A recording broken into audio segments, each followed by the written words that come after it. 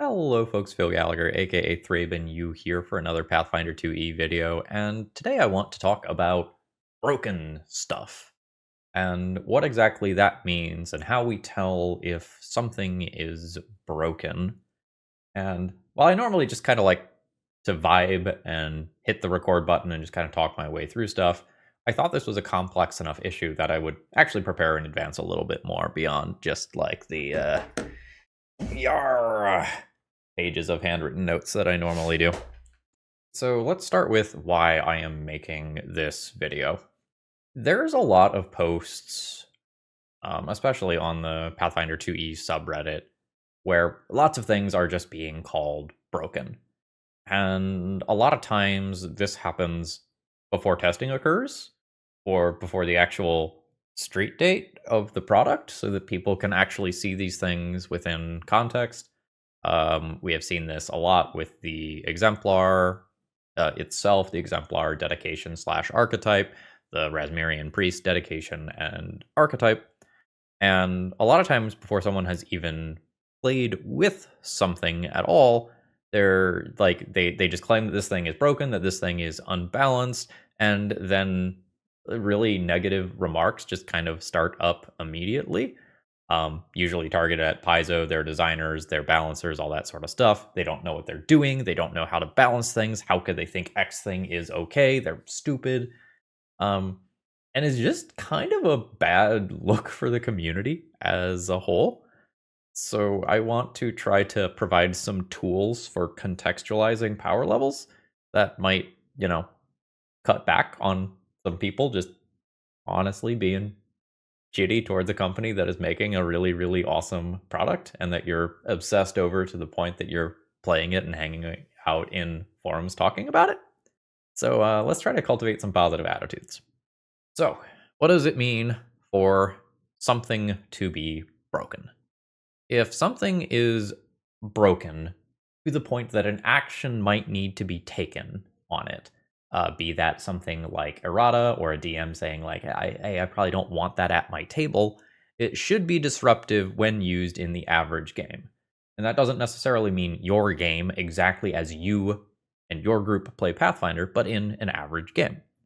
And it's okay for some things to be better than other things. And if you have a slight standout in performance, that's totally fine and is probably not going to be noticeable at the average table. More on different table types in a minute, because I think that is really important to thinking about balance. However, if you have something that is just completely obliterating encounters on its own to the point where it loses all of the fun associated with playing the game, then we really do have an actual balance concern that perhaps needs to be addressed. And I think there are very, very, very few Pathfinder 2E things that stand out to the point of, hey, this nail is sticking up, maybe we need to hammer that down. But if you were to just read a sampling of random posts about Pathfinder, like so much of the discourse that is happening on things like forums are quite negative towards how things are being designed and implemented. And I think it is really, really okay for some things to be the best. I come from a Magic the Gathering background where cards are rated on rarity, and the mythic cards of the highest rarity tend to just be better than other options. And it is okay for some cards to be better than others. Different cards have different purposes, and sometimes you might not necessarily want to just be using the most powerful ones. And I think within the Pathfinder community, there are a handful of things that stand out as being good. Great, even. Electric Arc is maybe the best cantrip, just kind of objectively speaking. It is multi-target. It is a damage type that is not very resisted. Like, it's sweet. I'm not saying broken. I'm saying it's a good thing that we have a cantrip that does this. Should there be more options that compete with it? Yeah, maybe.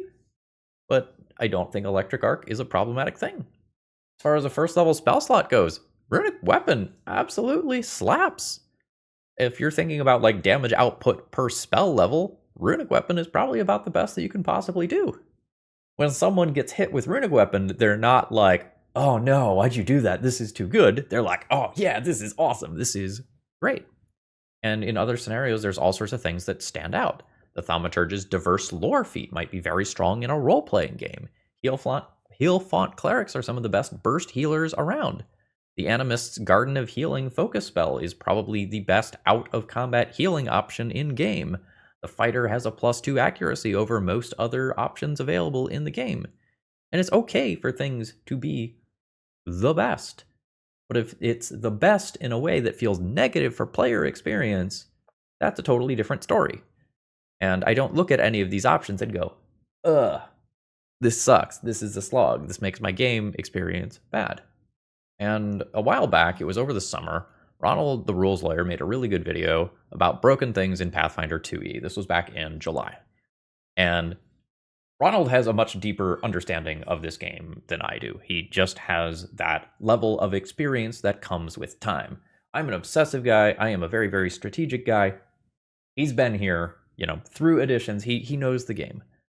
And he really only managed to come up with a list of 5 different things that he considered truly broken. This is a 20-minute video, folks. It's very good. I do highly recommend it. But given all of his experience, he was able to produce a 20-minute video of the things that are truly broken in Pathfinder. And I have experience with a lot of things on the screen here because I am the sort of player who enjoys seeing what the broken things are like. But all the things on this screen probably are a little bit pushed. I don't have experience with the spell Spiritual Anamnesis. I will be trying that out shortly in my current campaign to get a feel for whether or not I think that spell is actually acceptable. But how do we, as players, actually put the label on these spells like Ronald has here? How do we go and say, this thing is broken to the point of negatively impacting gameplay experience? And I want to share how I think about abilities. And I think in considering whether or not something is broken, you need to consider table types other than just your own. Because the way that you experience Pathfinder personally might not be the way that a lot of people are experiencing Pathfinder.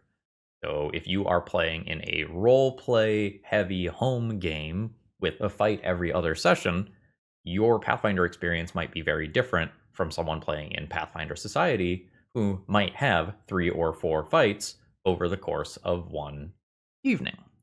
And so I think in thinking about types of tables, we can kind of throw things into 4 categories. Your role-play heavy scenarios, or tables rather, where a lot of your encounters probably exist in this grouping, where you are going to be mostly playing moderate and severe scenarios, because when you have a fight, it is a meaningful, plot-driven fight, and success should probably not be easy if you are only trying to have meaningful fights. I personally play at a role-play heavy table most of the time, and most of the encounters that we do are severe or severe plus, and kind of at the end of our arcs, when the stakes are the highest, we do extreme encounters. At a balanced table, you are probably going to shift that down a little bit, and you are going to kind of be operating mostly in the low, moderate, extreme range, in my opinion. You're going to have more normal adventuring days, where your resources are more likely to be taxed over time. Whereas at the roleplay heavy table, you might be going into more of your scenarios with all of your spell slots available. And in a balanced table, you're going to have plentiful roleplay opportunities. But if you are more heavily on the rails, and your GM is reading a Pathfinder Society scenario, or is reading an adventure path, your roleplay matters a lot less. You're going to have this normal adventuring day with a bunch of combats, but you are going to have more things like skill challenges, maybe more things like haunts and hazards than you might at another table type. And then there's the people who are just here to roll dice, do damage, do fights. And you are at a combat-heavy table. And I think the combat heavy table is even a step above what you might see from a Pathfinder Society table, where combat is the main feature, and then there are things that happen between combats that get you to the next combat. And so you're going to have tables who do mostly severe and extreme fights at maybe heavy resources. You're going to have tables that might do 3 encounters, 3 combats or 4 combats in a 4-hour session. And so if something is broken, it maybe needs to be broken not just in one of these scenarios, but in multiple of these scenarios, multiple of these table types. So let's take a couple of things from Ronald's list of broken things. Like, let's take a look at Tailwind and see how this might change, like how your evaluation of Tailwind might change over different tables. At a roleplay heavy table, I don't think Tailwind is something that is problematic. Just in case you're not aware, Tailwind gives you a second level Tailwind gives you a very noticeable, I believe it is 8-hour speed buff. So you can get a plus 10, I believe it's status bonus to your speed with a second level Tailwind scroll or wand or casting of the spell. And if you are at a roleplay heavy table that is doing maybe 1 encounter a day, if even that, like, you are probably not really going to notice the benefits of that spell. And if roleplay comes first for you, like, is it even worth it for you to buy that wand of second level Tailwind? Or would you rather have an item that is maybe giving you a +1 to one of your skill checks that you are commonly going to be doing? And I would say at a roleplay heavy table, Tailwind is not problematic. I've left it unbolded. Whereas in the remaining 3 categories here, I've bolded Tailwind because I think second level Tailwind is a bit of a problem at those tables. Because it can completely mitigate all of the downsides of some of your build choices. So for example, if you want to be this heavy armor character running around with a massive tower shield, and all of a sudden you get to say like, no, I spent a little bit of gold on my Tailwind scroll and a trick magic item so that I get to just ignore the penalties of my character. That just kind of sucks in terms of design. Like, being able to mitigate all of the downsides that are supposed to be inherent in your build at the cost of a low level item and maybe a general feat if you can't cast Tailwind because you don't have access to that spell tradition, that's not great. And if you are in something like Pathfinder Society, if you are playing on a like predetermined battle map, a lot of times your rooms are going to be really, really small.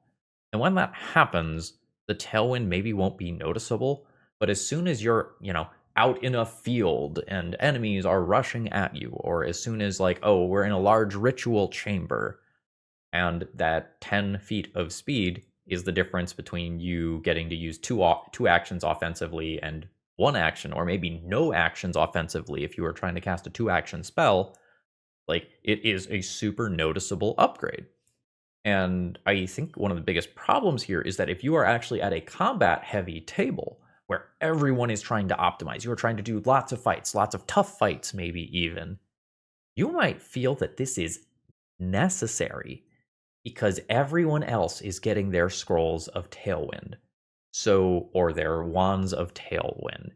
And if you aren't doing that, all of a sudden, even if you had a decent base move speed, everyone else is just moving faster than you and leaving you behind. And that might mean, oh, I'm not in range to heal this person. I'm not in range to give this person flanking. And I think Tailwind can be incredibly warping. And I think it becomes more warping the more people in your party are using it. And so we see that Tailwind is probably busted because at the average table, at these multiple table types, it is a problem. So one of the things that Ronald talks about in this video is what he called the crit machine. And this was someone using a gnome flick mace, which has reach and can knock someone prone on a crit, with the crushing rune, which gives 2 status effects on a crit, and the phantasmal doorknob, which I believe is dazzled on a crit. So, assuming that you can set up a crit, you knock an enemy prone. Crushing is clumsy 1 and enfeebled 1. And with the Greater Phantasmal Doorknob, that's item level 10, it's not dazzled, it actually ends up being blinded until the end of its next turn. The lower level version, the level 6 version, does dazzle on the critical hit. So, on a crit, if you are building your character to do this, you can simultaneously just inflict 4 status effects. And if you are knocking them prone as one of these things, when they stand back up, you can trigger a reaction, and then you get to take another crack at them for potentially another hit or even another crit afterwards. And when I started building my first Pathfinder character, I was playing a thaumaturge. I accidentally did some of this. I was doing a thaumaturge with a gnome flick mace, and I did have the crushing rune.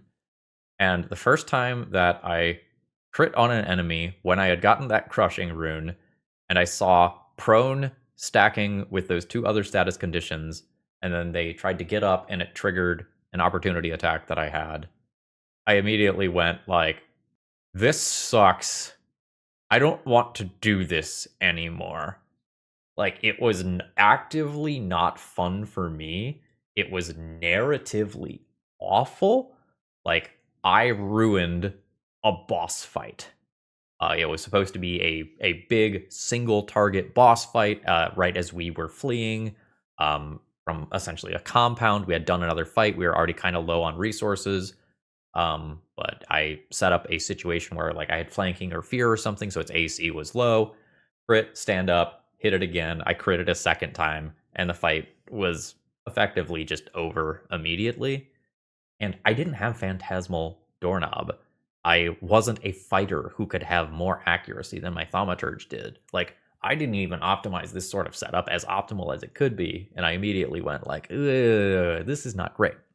And I hated that at my roleplay heavy table. If you are at some sort of balanced table, if your party is supporting you in any way, maybe a bard can position cantrips, some sort of other aura like bless or bane, flanking fear, like if you are getting any support, your character is going to be punching really far above its normal weight.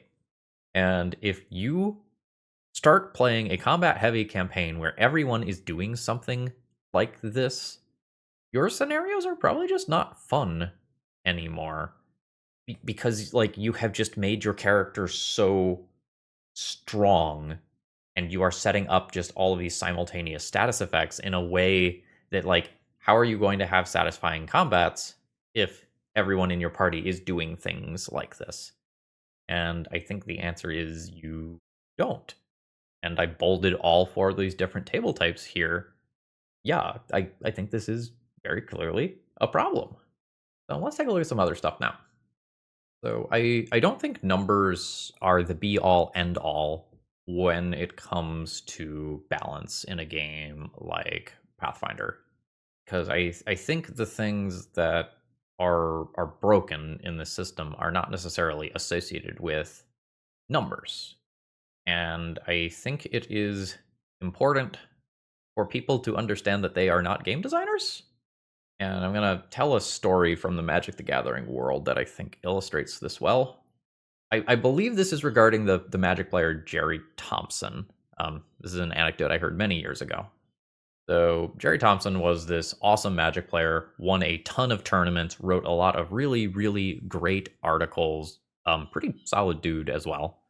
Made me feel very welcome when I moved to Roanoke and first met him.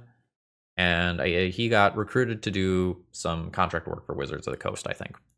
And he was just this like awesome visionary player, tournament caliber guy, great deck builder. And he kind of, got to Wizards of the Coast for the first day, so to speak, to kind of show up for his job. Started asking a lot of questions, immediately giving a lot of feedback, and was kind of immediately met with the pushback of like, hey, you're not the smartest person in the room anymore. Like, you might be like this great tournament player, this awesome deck builder, but like, you don't know what is going on here. You don't necessarily know the things that we know. Like, hey, maybe listen for a minute and see why we're doing the things that we are before you immediately kind of tell us how we should be doing stuff. And that story kind of stuck with me for a long time Because even if you think you know things really well, you might not understand how someone else is approaching balance. And I think a recent trend in some of the Paizo products that we are seeing is that some features are being given front-loaded power that are being balanced by weaker than average follow-up. And I say this is a recent design trend because like we have seen it from the Exemplar Dedication in War of the Immortals, and then we saw it from the Razmiran Priest in Divine Omens Lost Mysteries. And I think a lot of people zeroed in on the initial power that these things give, and they're like, oh, this dedication feat is absolutely broken, this is too strong. And then they don't actually think about the archetype as a whole. Where, sure, there is some front-loaded power here, but like, is this thing actually problematic? I think people are stopping their evaluation at level 2 instead of following it through to say, okay, what does this look like for the next 5 to 10 levels for your character who takes this? Like, yes, this might be really strong immediately, but if your analysis stops at this thing is cracked at level 2, I think that is not a very good and genuine analysis. And I think a lot of the players who are doing this are the same players who take time out of their day to shit on Paizo and talk about their, shortcomings in design when I don't think those people are actually seeing the bigger picture. So the Exemplar Dedication is something that a lot of people talk about because it immediately gives you an icon. And if you take one of the weapon icons, you can get some additional spirit damage added to your weapon, which is a noticeable power-up, and then some sort of transcendence ability, some sort of overflow ability that might let you do something like make one really big strike or multiple strikes with a reduced map or something like that. It is a genuinely strong feature. But what happens when you evaluate the archetype rather than just the dedication feat immediately? I think at a roleplay heavy table, the Exemplar Dedication is just bad. I think you are not getting the skill trainings that you would get from another dedication. And I think that is very, very noticeable. I think the Exemplar Archetype is quite weak overall. It has amazing front-loaded power, but the options that are available to you kind of are weak until level 12 to compensate for the fact that you get an icon early on. I think if you are at a balanced table, it's like a fine archetype overall. If you specifically can care about the Exemplar Resiliency feat, which gives you some additional HP if the hit die from your class is small, then yeah, maybe it can be a solid option. I think if you're playing in something like Pathfinder Society, the Exemplar Dedication is not problematic there. They have given this the rare tag and given it sort of gating behind a boon where once per player, not character, but per human player, you are allowed to take this archetype so that it can't just like take over Pathfinder Society play and be something overpowered. I think they have taken appropriate steps there. And I think the only table where this might be, truly problematic is at a combat-heavy table where the only thing you care about is combat. If you don't care about skill trainings because you're not running around and talking to people and retrieving lost dogs and doing kind of traditional heroic investigation type stuff, and you're only min-maxing for combat, then this is going to be an extremely strong option. I am not sure that the Exemplar Dedication actually ends up outperforming other combat relevant dedications, though. I'm still kind of in the data gathering stage here. When I have played with full-fledged Exemplars in Pathfinder Society games, I have not been impressed by the Exemplar as a class, which is surprising to me, because I think on paper it looks very, very good. But in practice, it just seemed like a marshal that could do some cool stuff, not something that was snapping the game in half like everyone was telling me it probably would. And I'm not sure that the Exemplar Dedication ends up being better than, say, getting the champion's reaction on a class that might not normally have a good reaction, or getting that Beastmaster for another HP pool or body or free move. And I think the Exemplar is the new broken thing that people have their attention on, whereas we already have existing things that I think are of a comparable power level. This one just makes the numbers go big, which I think has people in a tizzy. But when you actually, I think, kind of start thinking about different types of tables, I don't think this is a problem in any capacity. And that one's a hot take.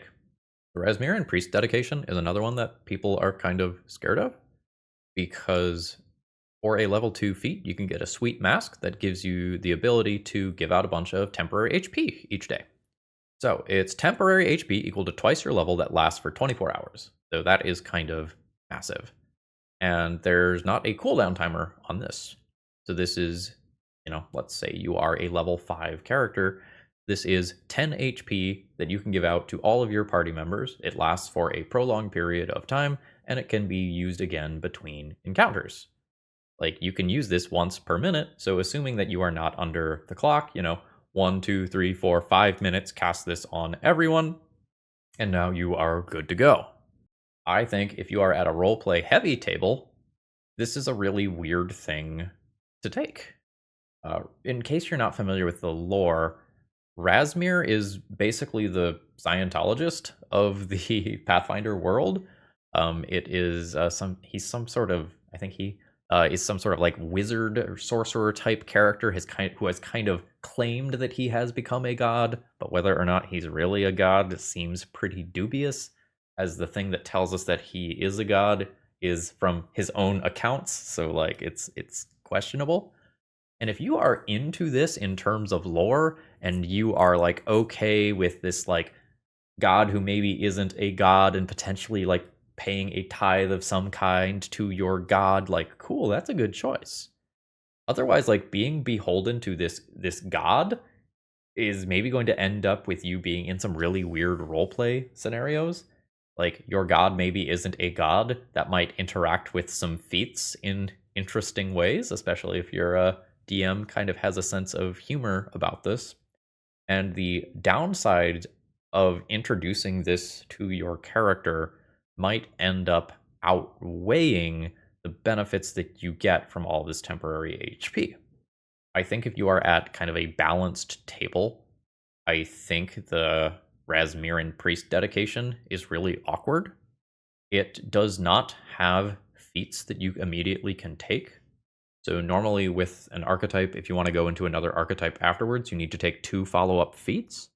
Well, the Razmiran Priest Dedication doesn't get that until very, very late. And what it gives you instead is the ability to take a cleric dedication without meeting the normal prerequisites of taking other feats from your primary dedication first. But the cleric dedication you get is kind of messed up. It has the occult trait, despite the fact that you are casting divine spells, and you are using your charisma modifier for it instead of a wisdom modifier. And that might be really awkward for you. So let's say that you are an animist, for example, a wisdom-focused class who wants to take this dedication. If the spells that you are going to get from this are going to use your charisma modifier for cleric stuff rather than wisdom stuff, that might be very awkward for you, right? And as far as Razmir himself goes, I think he is poor as a god from a mechanical standpoint. Like, all flavor aside, the spells that he grants are not impressive, and I don't like the domains that he grants either.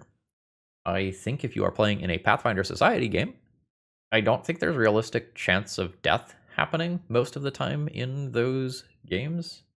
Like, I've played a good number of Pathfinder Society games at this point, and I have almost never felt like my character was in any chance of character death, or even that the scenarios felt super losable. There are some things that have happened that have been annoying, maybe with a confusion status effect on a fighter, where like, all right, we kind of need to time this out or kill our own fighter temporarily. But I didn't really feel like in these scenarios, I was sitting down and like this might be the day that I lose my character. I didn't really feel like that was the case ever. And if you are already not going to die when you are playing these things, adding some temporary HP onto your character that you already don't expect to die doesn't really change the tide of battle in a way. I, in fact, think this is cool. If I sit down to a table and I'm like, hey, barbarian, go out and do the work of Razmir, tap him on the shoulder, and say, like, okay, now you get 10 temp HP, that person is probably going to go, like, whoa, that's sweet. This ability is sick.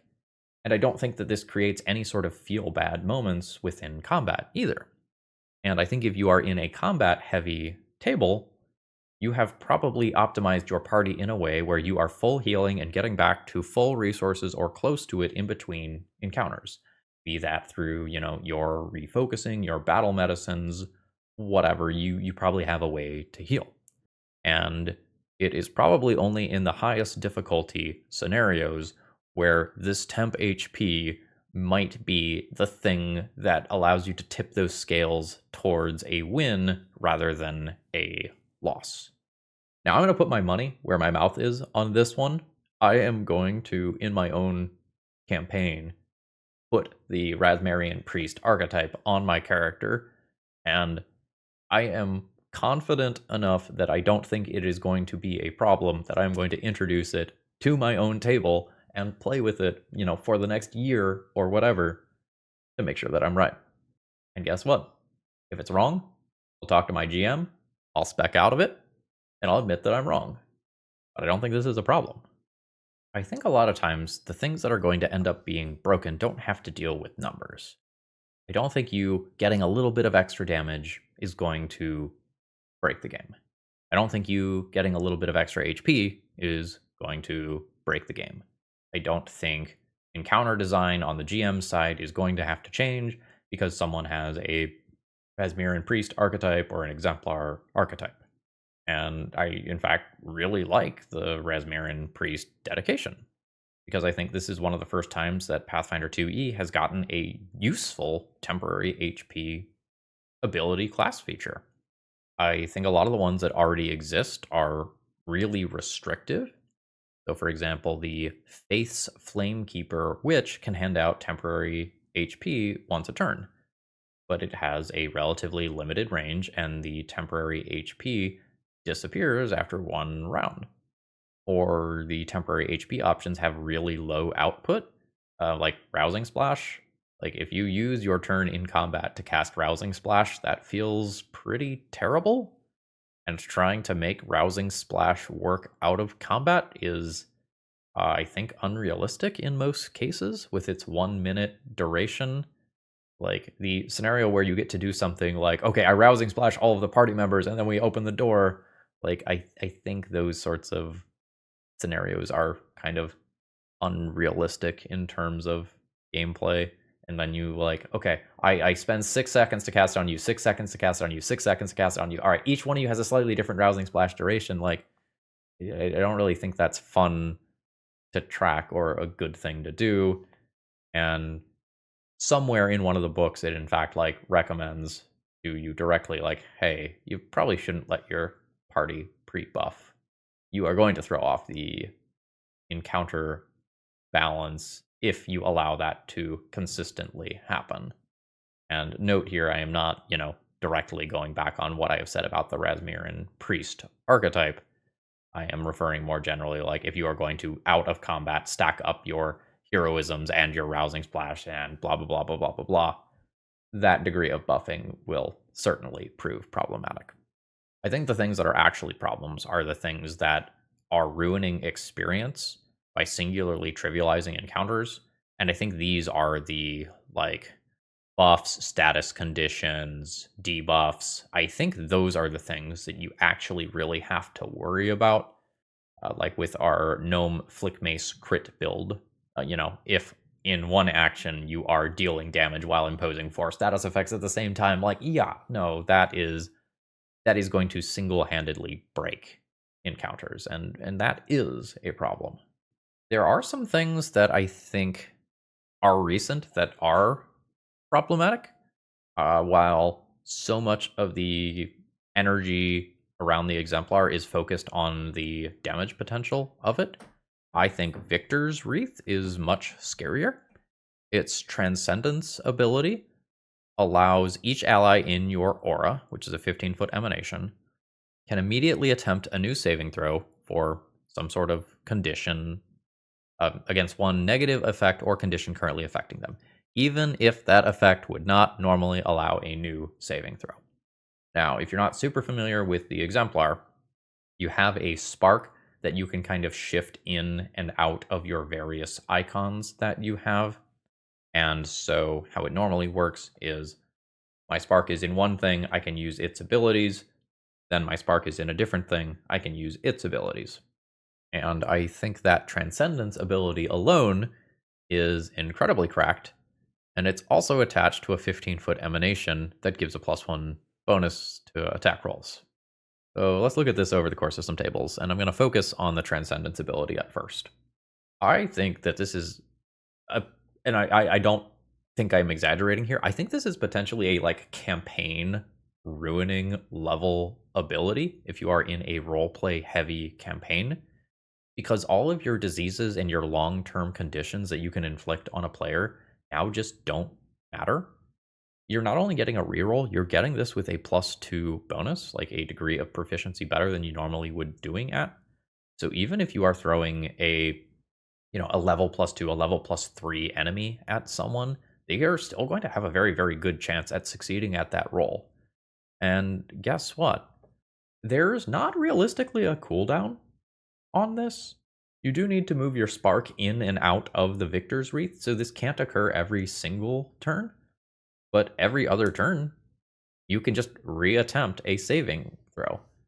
Like, this is the, don't even bother rolling. Over the next minute, you all are going to succeed on this.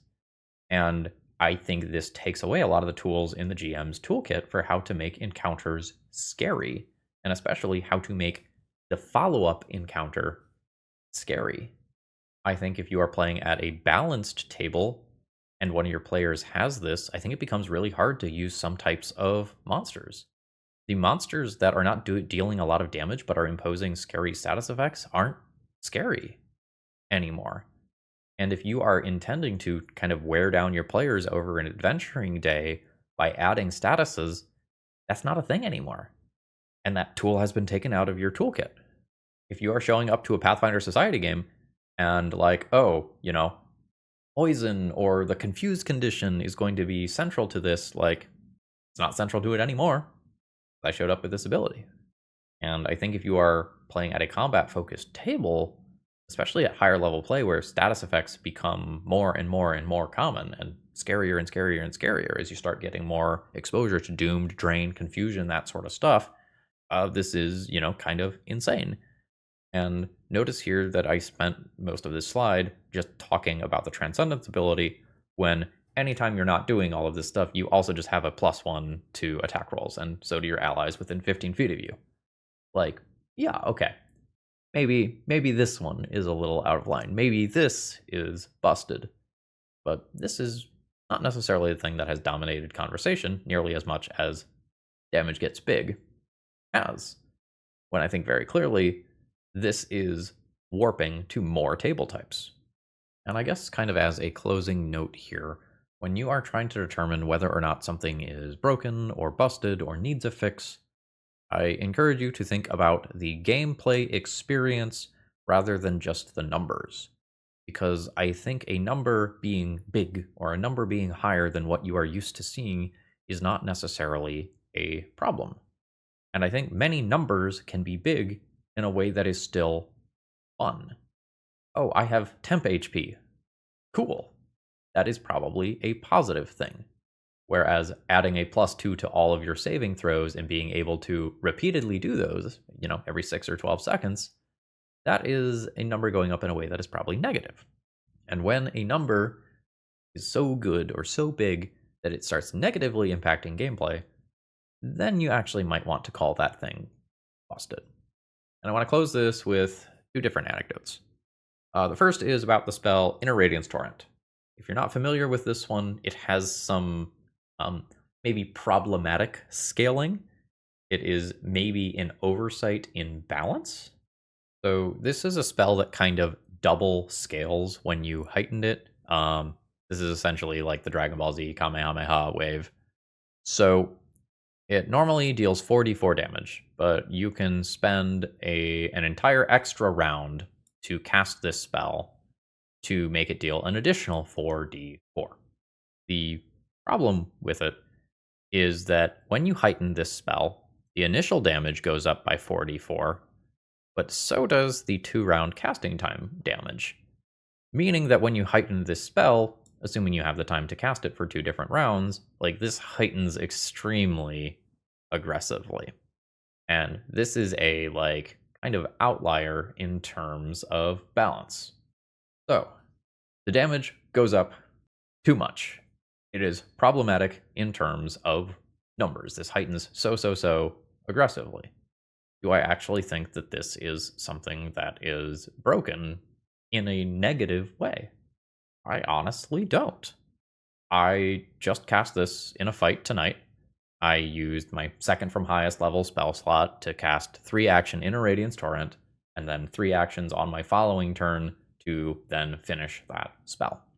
But was I along the way yelling at my party members, "Don't get in the way, I am charging up a big attack, stay out of the way, funnel the enemies this way"?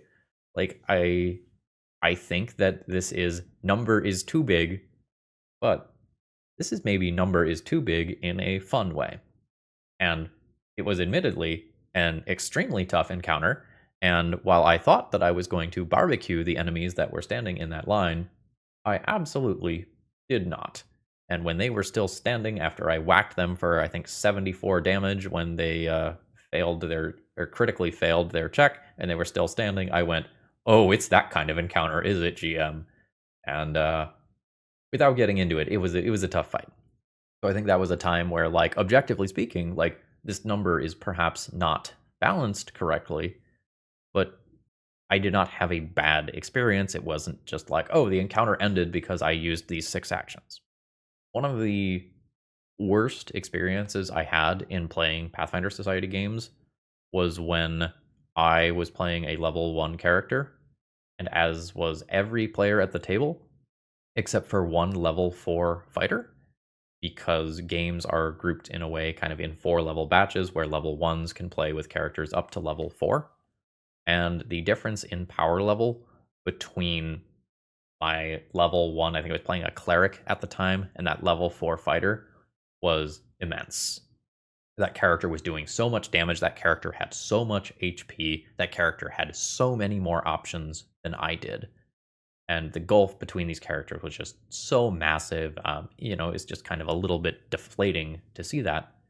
But that is a thing that is expected in organized play based on how Paizo scales how Paizo batches characters for play. And the gulf between my character and that level 4 fighter was massive. That gulf was so much more massive than something like a character that does have the Exemplar Dedication and a character that doesn't have the Exemplar Dedication. And if Paizo and Pathfinder Society go it is okay for this gulf to exist and you all to play at the same table, then why are we worried about someone who has a dedication that is a little bit stronger than everything else? If most of the time when we are sitting down to play things like Pathfinder Society games, there is not the expectation that every character is going to be at the same level, or that every character is going to have the same power level, then why are we freaking out just so much when the numbers on something are a little bit out of bounds?